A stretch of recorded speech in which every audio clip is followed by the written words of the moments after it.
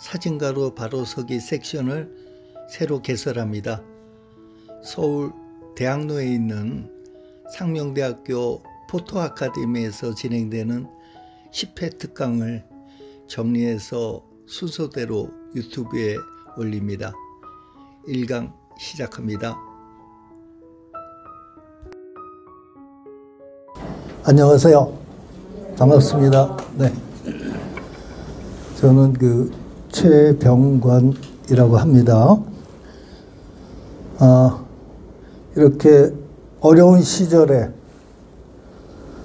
사선을 뚫고 여기까지 오셨네요. 제가 오면서 좀 생각을 해봤어요. 강의는 늘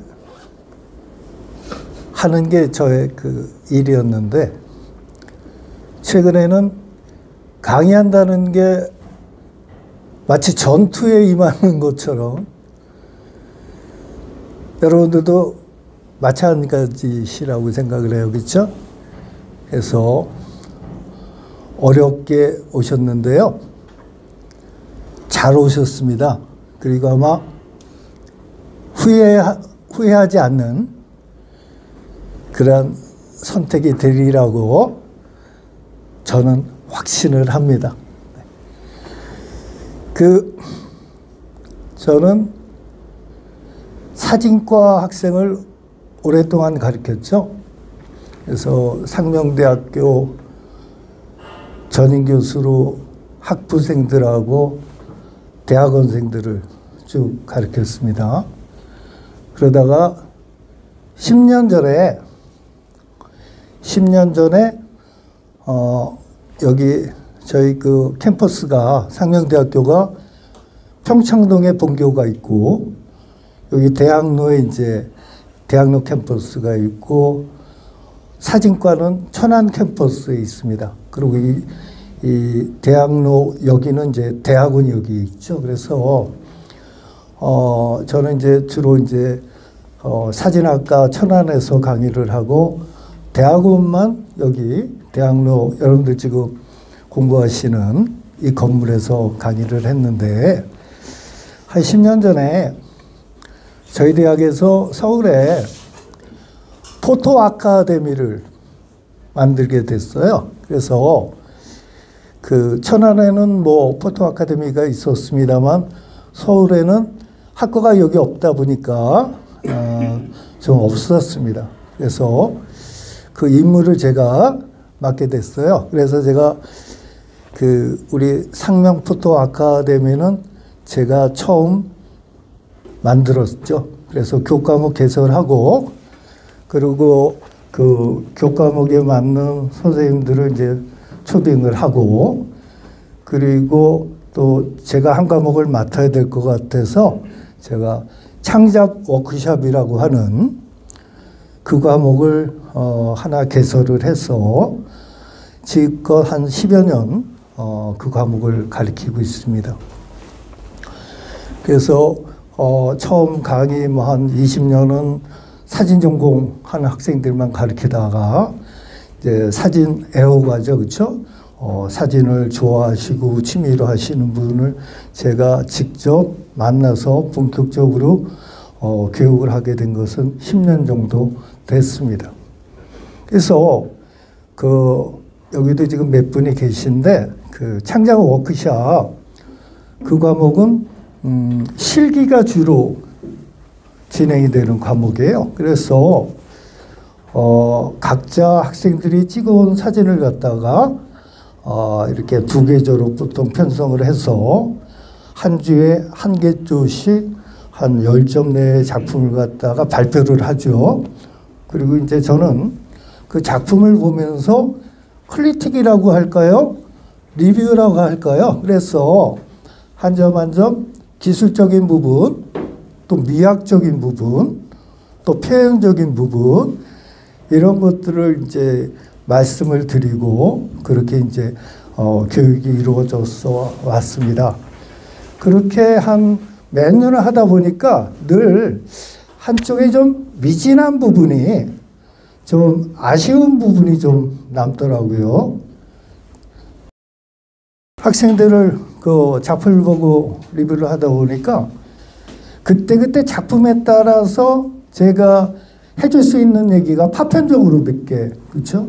일관성이 없이 이 얘기를 했다가 또 다른 학생의 작품을 보면 또 저 얘기를 해주고, 그래서 이 교육이 굉장히 좀 파편적으로 이루어져서 언제 기회가 있으면은 좀 체계적으로 좀 다듬어서 강의를 했으면 좋겠다, 이러한 바람을 좀 갖고 있었어요. 그러다가 한 3, 4년 전에 이제 처음 시도를 했죠. 그래서 특강, 그때 이제 여름방학 때였습니다. 특강에서 한번 개설을 해봤어요. 그래서 10주 지금 하고 갔습니다.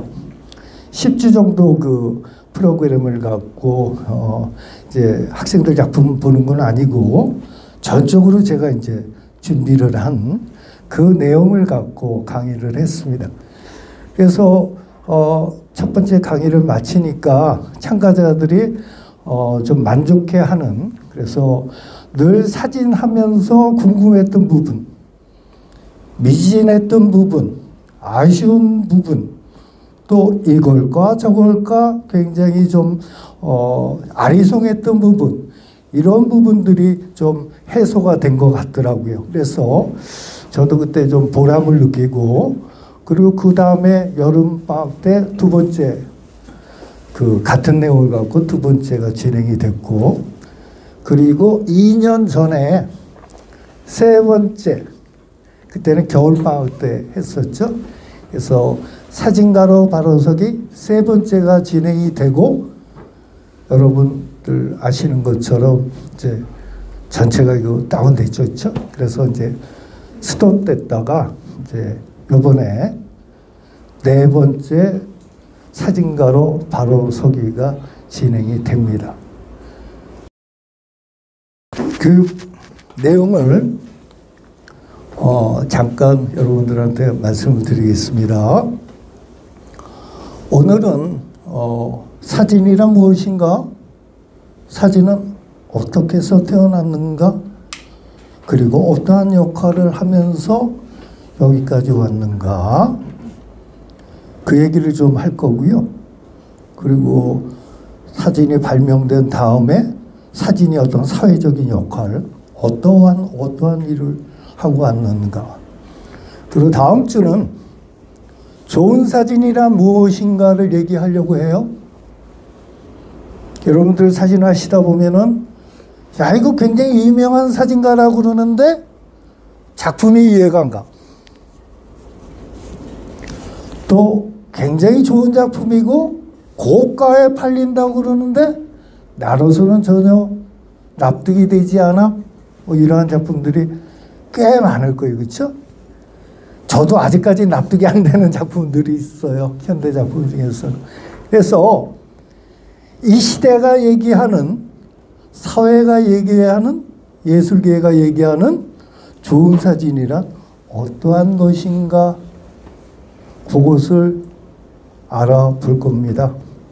그리고 제 교육은 지금 이제 그냥 얼굴만 갖고 입만 갖고 말씀을 드리는데, 조금 이따부터는 사진을 계속 보면서 얘기를 할 거예요. 그래서 제가 유튜브를 올해부터 시작을 했잖아요. 그렇죠? 그래서 그 수업 중에 여러분들이 그 유튜브 제가 강의했던 것 중에서 참고가 될 게 있으면은 제가 그때 제 유튜브 몇 번을 보세요, 이렇게 말씀을 드릴 겁니다. 그렇게 해서 진행을 할 거고요. 그리고 이제 좋은 사진이 무엇인가 이걸 얘기한 다음에 그걸 아마 한 2주 정도? 그 정도 하게 되면 여러분들이 이 사진이 내가 마음이 끌리지는 않아. 사진은 마음이 끌려야 되거든요. 감성이 끌려야 돼요. 머리만 이해하는 거, 지식과 이성이 이해하는 부분이 있고 피부로 느끼고 마음으로 와 닿는 작품이 있어요. 그래서 우선은 내 마음이 닿는 부분도 그 중에는 섞여 있겠지만 전체적인 사진을 넓게 보겠습니다. 넓게 얘기하겠습니다. 그래서 좋은 사진이란 무엇인가를 얘기를 할 것이고요. 그 다음은 여러분들이 가장 궁금해하시는 부분, 가장 절실하신 부분, 가장 피부로 와 닿는 부분이라고 할 수 있는 무엇을 어떻게 찍어야 될 것인가. 이 부분은 여러분들뿐만 아니라 프로 사진가들도 겪는 가장 커다란 고민이 바로 그 부분이에요. 무엇을 어떻게 찍어야 될 것인가. 그래서 역시 다양한 사례를 보여줄 겁니다. 그래서 여러분들이 보시면서 그 중에 내가 끌리는 부분은 어떠한 부분인가? 그것을 염두에 두시면서 다 나가는 거예요. 그리고 이제 그것이 진행된 다음에는 포트폴리오라는 게 좀 포트폴리오는 굉장히 좀 부담스러워요. 그렇죠?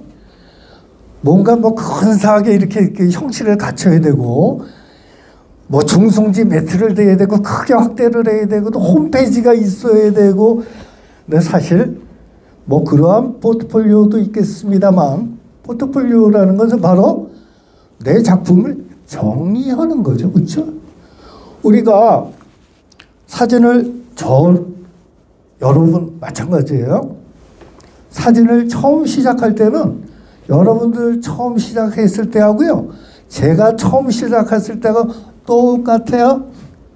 우리뿐만 아니라 세계 유명한 사진가라 하더라도 그들의 출발은 우리와 다를 바 없습니다. 그래서 그렇게 시작이 되다가 몇 년 흐르고 사진적인 어떤 작업들이 이루어지고 그러면서 좀 회의가 오잖아요. 그렇죠? 좀 나다운 사진이 좀 만들어지면 더 좋겠다. 어디 촬영 가서 같이 가서 다른 사람들과 비슷비슷하게 찍어내는 사진들, 그러한 사진들을 만들어내는 나 자신의 모습을 어느 날 확인하는 순간 우리는 회의를 느끼게 됩니다. 그렇죠? 저 또한 그랬고 여러분들도 그러했으리라고 제가 짐작을 합니다. 그래서 아마 이 자리에 오신 것도 그러한 연유 때문에 그러한 것이 계기가 돼서 오셨을 가능성도 크다고 봅니다. 그래서 포트폴리오란 작품을 정리하는 거예요. 내가 그동안 막 찍었다는 사진들, 그 중에는요, 그냥 막 찍은 사진도 있죠. 생각 없이 남처럼 그냥, 그 중에는 보석 같은 것들이 있어요. 여러분들이 많이 갖고 있는 개성과 여러분들만이 갖고 있는 고유성이 담겨 있는 사진들이 들어가 있습니다. 제가 제일 잘하는 부분이 바로 그러한 부분에서 섞여 있는 부분에서 뽑아주는 역할. 그것을 몇 장, 2장, 3장만 공통점을 뽑게 되면은 그러면 2장, 3장이 5장, 10장 되는 거예요. 10장 되면 이미 포트폴리오의 반은 완성된 거예요. 그래서 이 수업이 마치게 되면 여러분들이 포트폴리오가 완성될 겁니다. 아니에요. 그거는 아닙니다. 포트폴리오를 만들기 위한 나만의 작품 세계를 갖추기 위한 준비가 된 것이죠. 그래서 사진은 어떠한 생태계를 갖고 있는가?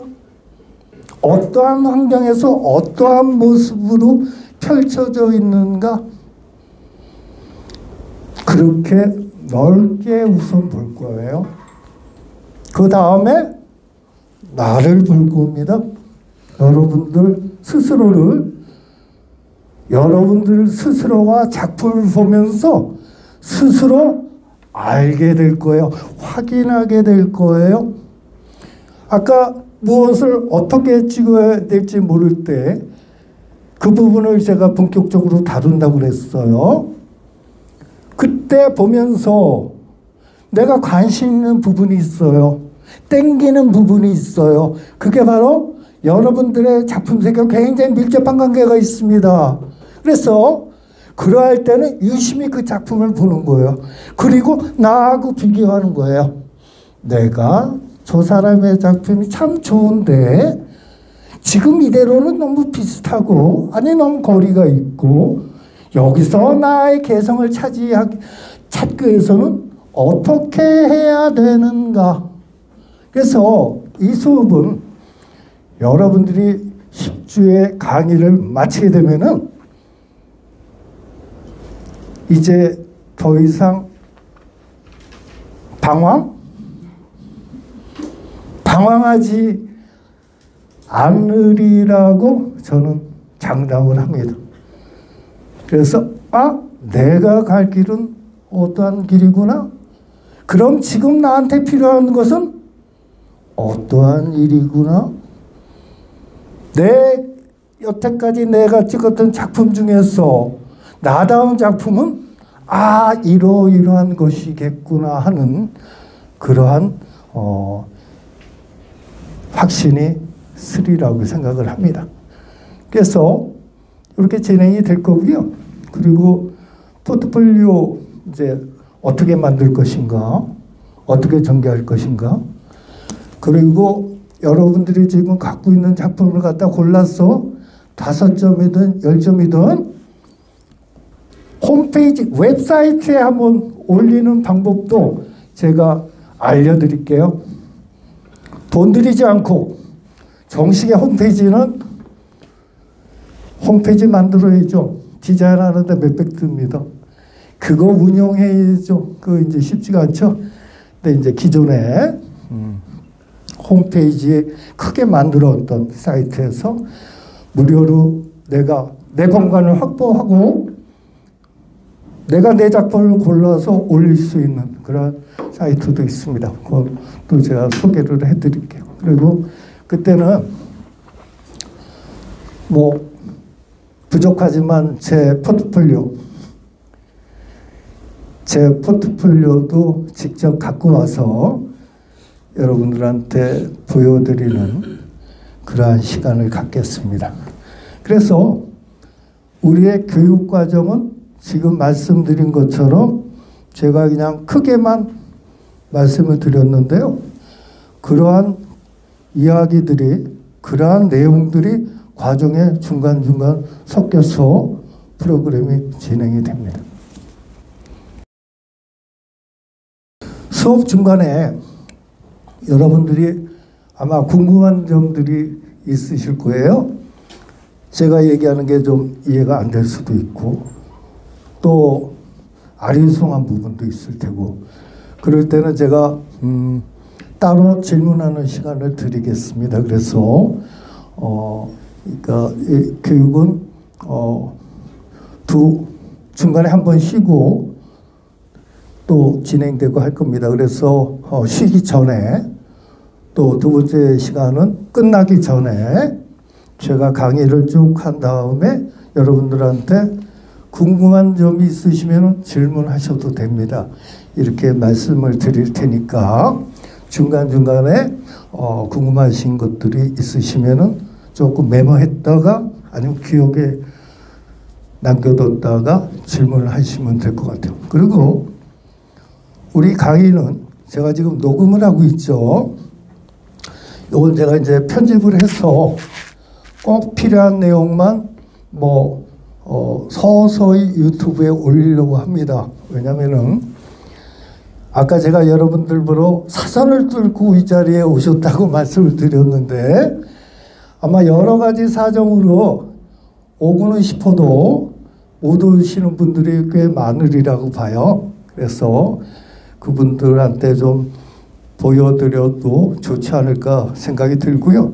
또 여러분들도 강의실에 한번 들었을 때는 조금 미진했던 부분, 조금 아리송했던 부분, 그 나중에 유튜브로 다시 한번 보게 되면은 좀 아쉬웠던 부분이 조금 해결될 가능성이 있죠. 자, 이 시대를 어떠한 시대라고 얘기하나요? 우리가 사는 이 시대를, 이 동시대를 왜 우리는 왜 줄여서 얘기하는 것을 좋아하죠? 이 시대를 보편적으로 많이 쓰는 게 정보화 시대, 디지털 시대, 또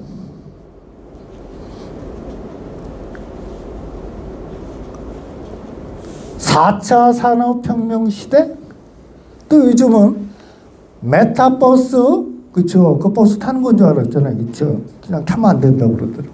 메타버스 시대? 뭐 이렇게 이 시대를 함축해서 몇 마디 단어로 그 시대를 이렇게 얘기하곤 합니다. 여러분들 영상시대라고 들어보셨어요? 영상시대. 아, 옛날에 그쵸? 최근에는 거의 쓰지 않습니다. 옛날에 한 20년? 30년 전에 많이 썼어요. 30년, 40년. 그래서 뭐 말도 안 되는 것도 다 영상이라는 단어를 붙였어요. 뭐 영상소설, 영상편지, 하여튼 뻔질나게 영상자를 붙였어요. 왜? 그때 영상이 붙게 되면 새로운 트렌드, 그쵸? 앞서 나가는 어떤 지식의 어떤 아이콘의 역할을 영상이 했단 말이에요. 요즘처럼 이제 메타버스가 이제 그 역할을 하는 것 같은데. 자, 근데 어느 시기인가서부터는 영상이라는 단어가 뚝 빠졌어요. 그래서. 자, 그러면은 지금은 영상 시대가 아닌가요? 왜? 영상 시대? 영상이라는 얘기를 잘 쓰지 않을까요? 영상을 한번 어떠한 것을 영상이라고 얘기하는지 한번 우리가 짚어볼까요? 사진, 영화, TV, 뭐 이런 것들, 그죠? 비디오, 뭐 이런 것들. 만화도 이렇게 애니메이션, 만화, 영화 같은 거. 이런 것들을 영상이라고 그래요. 그 영상이 이 세상에 태어난 가장 첫 번째 시작점이 바로 사진입니다. 사진이 태어난 다음에 태어난 것이 영화. 영화가 태어난 다음에 이어서 나온 것이 TV, 텔레비전이죠. 그 다음에 비디오, 컴퓨터, 인터넷, 스마트폰 이런 식으로 이어집니다.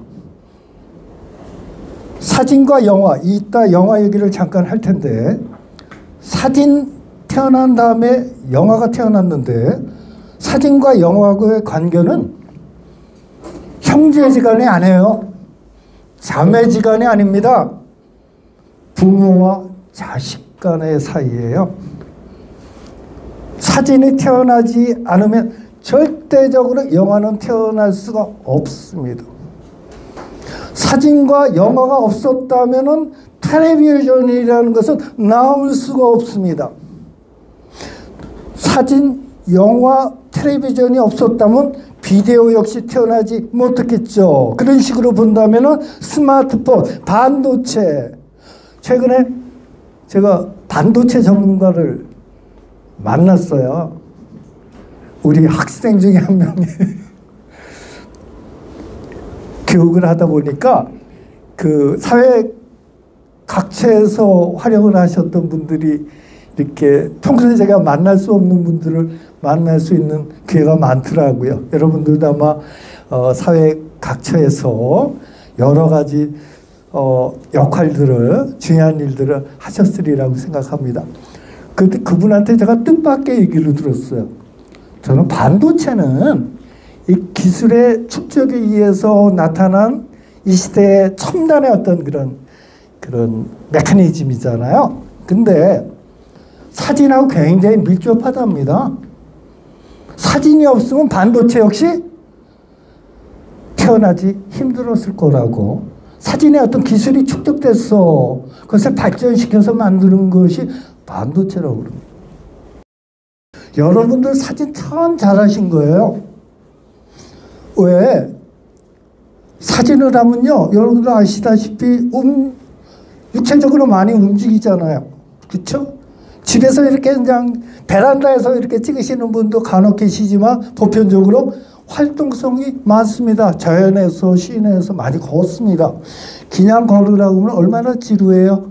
근데 카메라 미고 걸으면 어때요? 지루한지 모르죠. 다리 아픈지 모르죠. 2시간, 3시간 후딱. 그래서 육체적인 건강이 굉장히 좋습니다. 또 하나, 정신적인 건강에도 굉장히 좋죠.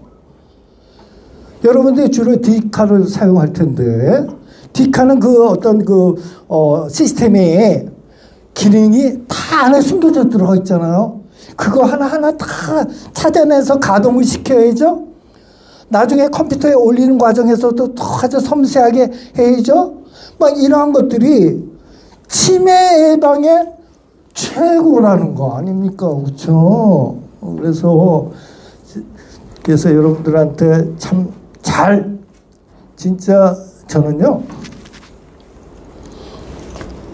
사진하는 게 저 인생에서 가장 커다란 행운이었다고 생각을 해요. 왜냐하면은 저는 사진을 하기 이전에는 뭐 잘하는 게 하나도 없었어요. 있어도 그만, 없어도 그만인 아이.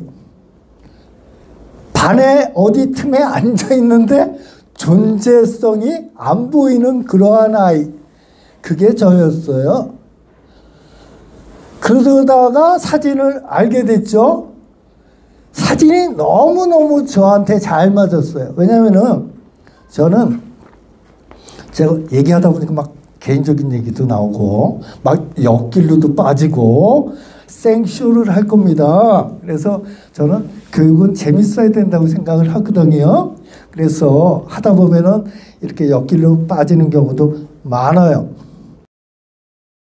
여러분들이 많이 고민하는 것 중에 하나가 저거예요. 뭐냐? 사진이 나한테 맞나? 내가 사진에 재능이 있는가? 이쯤에서 돌아서야 되는 거 아니야? 딴 길을 찾아봐야 되는 거 아니야? 그런 분들 꽤 많아요. 근데 역시 단언컨대 제가 말씀을 드리겠습니다. 여기까지 오셨으면 여러분들은 사진하고 찰떡궁합이에요. 여기까지 오기 전에 그러니까 썩 관심은 없는데 친구가 같이 가자고 이제 꼬드겨가지고 거기 맛있는 점심 기가 막 별미가 있다고 꼬드겨서 데리고 가잖아요. 하루 가고는 다시는 안 가려고 그래요. 왜? 자기하고 맞지 않아서 그래. 사진 찍는 행위가 재미없는 거야. 땡기지가 않는 거야. 그래서 여러분들이 여기까지 오신 것은 여러분들 잘 맞는 거예요. 지금 약간의 불협화음을 사진하고 관계가 좀 안 좋아. 갈라야 될 때가 아닌가. 지금 고민하고 있어. 이혼해야 되지 않을까. 그동안 들인 비용과 카메라와 시간이 아깝긴 하지만 근데 그러지 마세요. 왜? 여기까지 오셨다는 것은 여러분들이 사진하고 잘 맞는다는 얘기예요. 그리고 좋은 사진을 찍게 되면요, 자기가 점점 그레이드가 올라가야 되잖아요. 한 단계에서 다음 단계로 올라갈 때는 늘 고통이 따라옵니다. 고통이 없이 단계가 올라가는 것은 그렇게 커다란 단계가 아니라 살짝의 단계, 이런 것들은 스무스하게 자연스럽게 아프지 않고 그 단계로 넘어갈 수가 있어요. 하지만 사진뿐만 아니라 인생의 단계도 마찬가지죠. 그렇죠? 내가 점유하고 있고 내가 확보하고 있고 안정성을 이루고 있는 이 지점에서 계속 반복이 이루어지면 어때요? 인간은 제일 힘들어하고 권태스럽고 괴로운 게 바로 반복이에요. 반복해서 권태감은 나옵니다. 사진이 사람들이 중간에 그만두는 가장 커다란 이유는 제자리에서 늘 반복하기 때문에 그래요. 비슷한 대상을 비슷한 방법으로 비슷한 수준으로 계속 반복해서 생산이 이루어지기 때문에 권태감을 느끼는 겁니다. 지루한 겁니다. 거기서 떠나고 싶은 거예요. 그 어려움을 극복하면은 그 다음 단계로 넘어가게 되면 여러분들이 여태까지 만나지 못했던 사진의 더 멋진 모습을 만날 수 있습니다. 역시 제가 확신하고 단언하고 보증합니다. 아니면 나중에 저한테 물어달라고 그랬어요. 그렇게 단계로 올릴 때 가장 필요한 것이 바로 교육이에요. 교육이란 스스로 하는 교육도 교육이죠. 집에서 시간 날 때 스마트폰으로 좋다고 하는 사진들 쭉 보고 왜 좋은지 또 검색도 해보고 이러한 교육도 교육이지만 거기서 해소될 수 없는 거기서 궁금했던 것을 풀 수 없는 그러한 부분을 바로 이와 같은 자리에서 풀 수가 있겠죠. 해결할 수가 있겠죠. 아주 먼 옛날 낡은 집에 상상하세요. 이건 바뀝니다. 이렇게 구멍이 뚫리게 되면 낡은 집이라고 말씀을 드렸죠. 낡았다는 것은 건축물이 이제 낡으면서 벽이 이제 떨어져 나가고 천장도 뭐 비가 새거나 이렇겠죠. 이렇게 구멍이 생겼어요. 이렇게 왕크지 않고 바늘구멍 같은 게 생기면 어떠한 현상이 이렇게 밖의 모습이 이 벽에 이렇게 투영이 되죠. 그렇죠? 상이 맺혀지죠. 거꾸로 맺혀지죠. 그렇죠? 그래서 이걸 여러분들 다 잘 아실 거예요. 그래서 제가 선생이잖아요. 그래서 제가 구체적으로 언제부터 이러한 현상이 생겼고 언제부터 이러한 현상을 갖다가 실용적으로 실제적으로 이용하게 됐는지를 갖다가 좀 더 조사를 해봤습니다. 그래서 지금 그 문헌상에 나타난 이 현상은 뭐 한 3,000년, 4,000년 그 이전부터 생겨났을 수 있어요. 근데 기록상으로 남은 최고 오래된 것은 기원전 400년경에 모주라고 하는 모주네요. MOZU 모주라고 하는 중국 철학자입니다.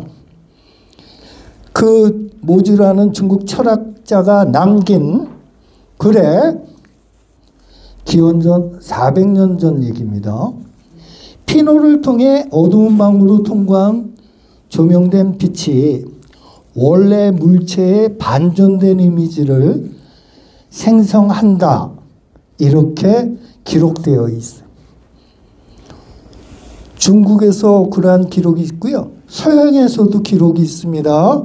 역시 비슷한 시기인데 4세기에 너무나도 유명한 철학자 아리스토텔레스가 이 현상을 이용해서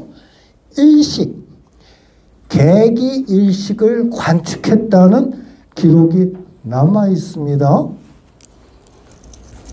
또 1502년 그 유명한 예술가 레오나르도 다빈치가 이러한 얘기를 했다고 그래요. 역시 기록이 남아 있습니다. 인간의 눈이 카메라 옵스쿠라와 같다고 말함. 이러한 기록이 있습니다. 그리고 이제 1500년도 후반 그래서 이게 이제 이렇게 상을 맺혀지면은 여기에서 이제 그림을 좀 그렸다는 얘기겠죠. 이 그림은 나중에 요것을 이 현상을 갖다가 설명하기 위해서 사파가 그린 겁니다.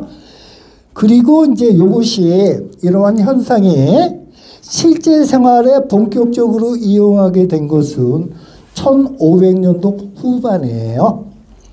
이탈리아 학자 포르타라고 하는 사람이 여기에 렌즈를 달게 돼요. 렌즈를 부착하게 돼요. 자, 아까는 여기가 바늘구멍 같은 구멍이었잖아요.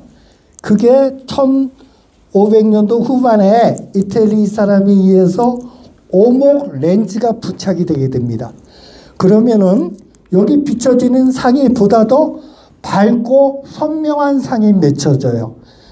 그래서 그때부터 실생활에 이용하게 돼요. 여기서도 중세 귀부인을 앞에 놓고 화가들이 렌즈 부착되어 있는, 그때는 이 박스가 아니라 이렇게 어떤 컸죠. 여기서 그리고 있는 거예요. 그래서 사생인 도구로 많이 사용되어집니다. 그림 그리기 위한 수단으로서 중간 보조기구로 쓴다는 얘기죠. 그리고 1604년 케플러라는 사람이, 케플러 많이 들어보셨죠? 저도 이번에 확인을 해봤더니 망원경 만드신 분 맞더라고요. 그분이 케플러가 요 장치를 이용해서 천체를 관측했어요. 망원경도 만들었지만 요 그 피노를 이용해서 하늘의 별자리도 관측을 했다는 얘기죠. 그리고 1604년 이제 케플러가 이제 그 천문학에 이용을 했고요. 그러면서 하여튼 뭐 천문학에도 쓰고 사생도구로도 쓰고 많이 이제 사용이 되고 있습니다. 자, 이거는 유명한 그림이죠. 그렇죠? 그 요하네스 베르메르, 그렇죠? 네덜란드 화가입니다. 이 그림을 갖다가 부쿠라파에, 이 사람이 네덜란드 사람이잖아요. 부쿠라파의 모나리자라고 그러는데요.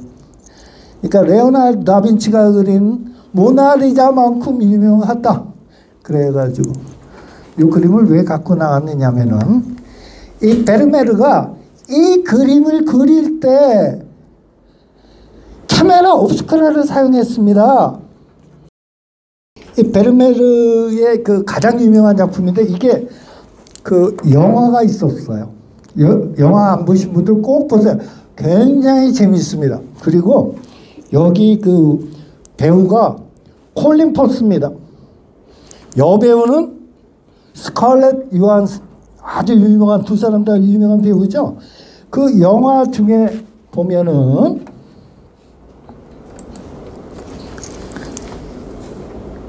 베르메르가 요 카메라 옵스쿠르를 친구한테 빌려와요. 그러니까 베르메르가 당시에 뭐 스폰서가 있긴 했지만 아주 그냥 그 전폭적인 그런 후원은 안 해줬는 모양이에요. 그래서 친구가 갖고 있던 카메라 옵스쿠라를 빌려서 요게 바로 모델입니다. 그 진주 귀걸이를 한 그 원래 그 영화에서는요 하녀로 나와요. 이 그 베르메르 집에 하녀로 나오는데 이것은 뭐 정확하게 고증된 거는 아니고 여러 설이 있더라고요. 모델, 이 글이 워낙 유명하다 보니까 이 모델이 누구냐에 대한 이런 저런 설이 있는 것 같아요. 근데 뭐 소설이라는 거 여러분, 그 영화라는 거, 그 영화는 여러분 다 아시겠지만 극중 인물의 존재라든지 몇 가지는 고증을 거친 정확한 역사일 것이고 또 그 역사대로만 실제적인 얘기만 보여주게 되면 재미가 없을 수 있으니까, 그렇죠? 더러 이제 그 어떤 픽션이 들어가죠, 그렇죠? 재미를 더하기 위해서. 그래서 여기서는 그 하녀로 등장을 합니다.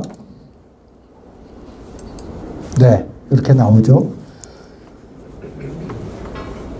꼭 보세요. 굉장히 재밌었습니다.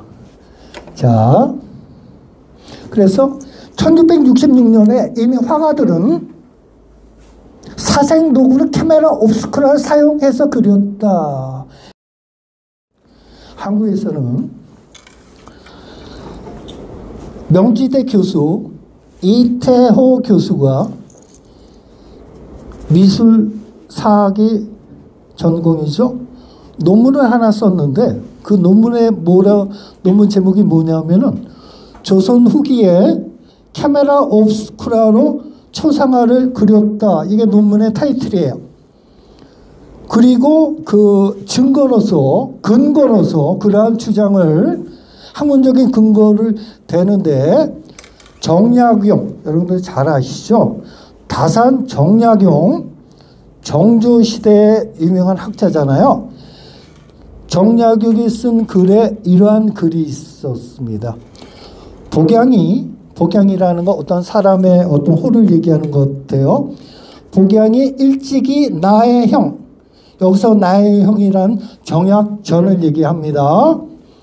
집에 칠실파려안을 설치하고 거기에 비친 거꾸로 된 그림자를 따라서 초상화의 초본을 그리게 하였다. 이러한 귀절이 다산 정약용이 서술한 글에 나옵니다. 그래서 여기서 아까 제가 말씀드린 것 중에서 칠실파려안이라고 말씀을 드렸어요. 정약전의 집에 칠실파려안을 설치하고 칠실파려안이 바로 카메라 옵스쿠라입니다. 칠이라고 하는 것은 한문이에요. 깜깜한, 우리가 칠흑같이 어둡다 할 때 칠. 그 실은 방, 깜깜한 방. 카메라 옵스쿠라라는 것이 라틴어인데 어두운 방, 깜깜한 방이란 이야기거든요. 그래서 칠실, 깜깜한 방, 어두운 방, 카메라 옵스쿠라 같은 얘기예요. 번역을 하게 되면 한문으로 칠실이 되겠죠. 그 다음에 파려안이 뭐냐? 렌즈의 한자 표기입니다. 렌즈가 붙은 깜깜한 어두운 방. 그래서 이태우 교수는 이 그림은 조선시대 화가 이명기가 그린 유원호라는 분의 초상화입니다. 이 초상화를 카메라 옵스쿠라 78여안을 사용해서 그렸을 것이다. 이렇게 주장을 합니다. 그래서 문헌에 나타난 그 문자 기록은 정확한 것이고요. 이 그림을 갖다가 78여안을 이용해서 그렸을 거라는 것은 이태우 교수의 그 추측이죠. 왜? 이 그림 옆에 어떤 부원적인 설명이 그러한 설명이 없기 때문에. 그렇게 해서 이 카메라 옵스쿠라는 동서양을 할 거 없이 심지어는 한국까지 전래가 돼가지고